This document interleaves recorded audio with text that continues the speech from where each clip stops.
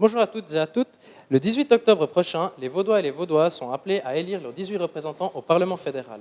L'UDC du canton de Vaud présente 18 candidats à cette élection. Aujourd'hui, nous avons le plaisir d'accueillir M. Arthur Petit, de Rolle, 28 ans, marié, conseiller en prévoyance et patrimoine, ainsi que M. Dylan Carlon, 30 ans, conseiller en communication. Messieurs, bonjour. Bonjour.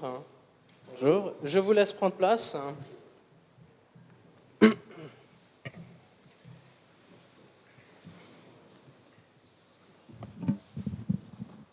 Très bien. Monsieur Carlon, les relations entre la Suisse et l'Union européenne seront au cœur des enjeux de la prochaine législature. Quelle posture, selon vous, la Suisse devrait-elle tenir vis-à-vis de l'Union européenne ? Évidemment, elle doit commencer par prendre une posture de réel État souverain, c'est-à-dire d'avoir des autorités qui arrêtent de se coucher systématiquement devant les revendications de l'Union européenne. Un gouvernement qui défend clairement les intérêts du peuple suisse, de l'économie suisse et de la société suisse en général. Je pense qu'il est important de pouvoir réviser un certain nombre d'accords bilatéraux qui, clairement, aujourd'hui, nuisent à la qualité de vie, qui nuisent à l'économie suisse. Et puis, je crois que nos représentants doivent faire preuve d'une grande fermeté, d'affirmer la souveraineté de notre pays. Monsieur Petit, partagez-vous l'avis de Dylan Carlon sur cette question ? Alors, totalement. Je conclurai en fait par dire simplement que la Suisse, il faut qu'elle se redresse. L'Europe est une organisation vieillissante qui prend l'eau un peu de toutes parts. Donc les Suisses ont fait un choix très courageux le 9 février dernier. Maintenant, c'est à nous, politiques, de respecter ce choix et de faire en sorte qu'il soit mis en place. Très bien. De façon générale, la sécurité est devenue un enjeu crucial tant sur le plan local que sur le plan international. Monsieur Carlon, que préconisez-vous pour garantir la sécurité des citoyens suisses ?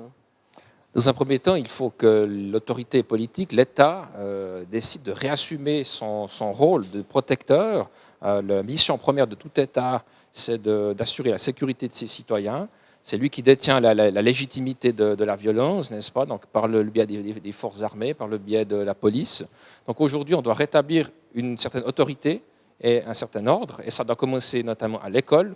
Ça doit commencer dans les familles où les parents doivent être respectés, les enseignants doivent être respectés, et l'autorité, l'uniforme en général doit être respecté. Donc il est important que l'État transmette un message d'autorité et que l'on oublie cette politique de laxisme qui découle de mai 68.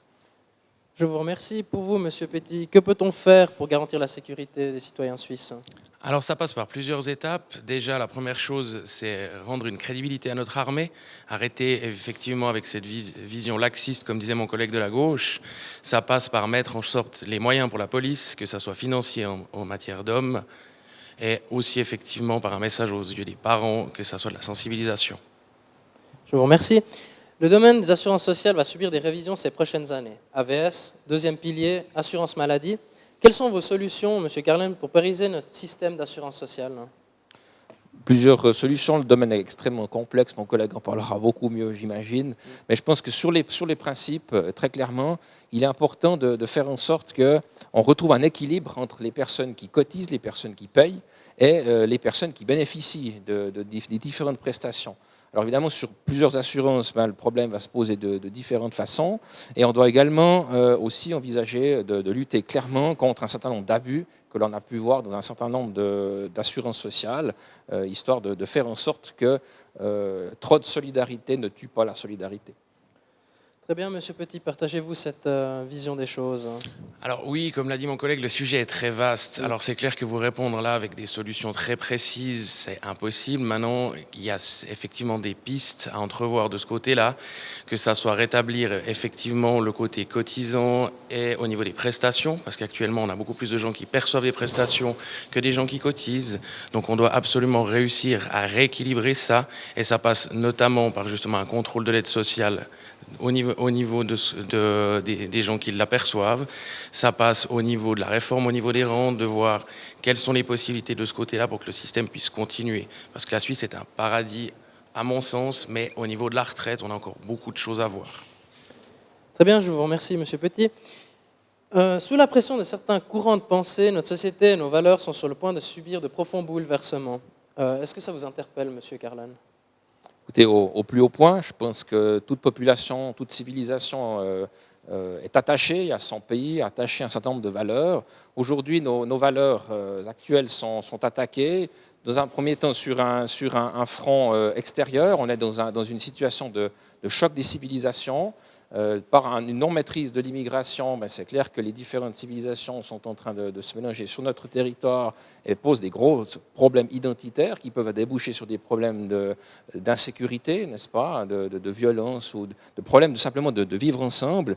Et on a également une menace de l'intérieur, c'est toute une clique de gauchistes, on va dire de socialisme, qui aujourd'hui fait le lit de la destruction de nos valeurs judéo-chrétiennes, de nos valeurs qui existent en Europe depuis des années. Et le but est donc de tout déstructurer l'État, déstructurer la famille. Et aujourd'hui, il est important de réagir là contre et de s'affirmer clairement au terme de civilisation. Très bien. Monsieur Petit, partagez-vous ces inquiétudes? Alors, inquiétude, effectivement, je dirais, comme mon collègue a déjà beaucoup annoncé sur ce sujet, je dirais simplement qu'au niveau de l'intérieur, on a effectivement des valeurs de la gauche qui prônent une désintégration de nos valeurs judéo-chrétiennes. Et on a de l'autre côté un nationalisme éclairé qui serait en fait pour... Je m'excuse. Pas de problème. Je disais donc un nationalisme éclairé qui est pour pérenniser en fait la fierté de nos valeurs qui ont fait de la Suisse le pays qu'il est actuellement. Très bien. Pour conclure cette interview, je vais vous poser une question peut-être un peu plus personnelle. Monsieur Carlon, avec quelle personnalité souhaiteriez-vous dîner et de quoi parleriez-vous avec cette personnalité? Je vais profiter de parler un peu de mes intérêts en dehors de la politique. Alors, étant donné que je suis passionné de musique et de guitare, j'inviterais volontiers M. Eric Clapton, par exemple, que j'admire beaucoup. C'est une personne, évidemment, on parlerait musique, on parlerait de son parcours de vie tout à fait exceptionnel. C'est quelqu'un qui a eu le grand privilège de pouvoir vivre toute sa vie de sa passion pour la musique. Et je pense que c'est un modèle pour les jeunes d'aujourd'hui d'essayer de construire leur vie autour de leur passion. Et puis aussi, du côté de la vie d'Eric Clapton, on a également un grand nombre d'excès, un excès dans le domaine de la drogue, dans le domaine de l'alcool, et il s'en est sorti. Et il est toujours guidé par sa passion, il a réussi à en sortir, et aujourd'hui, il y a un fort enseignement à tirer de pouvoir rencontrer et parler de la vie de ce personnage. Très intéressant. Merci, Monsieur Carlon.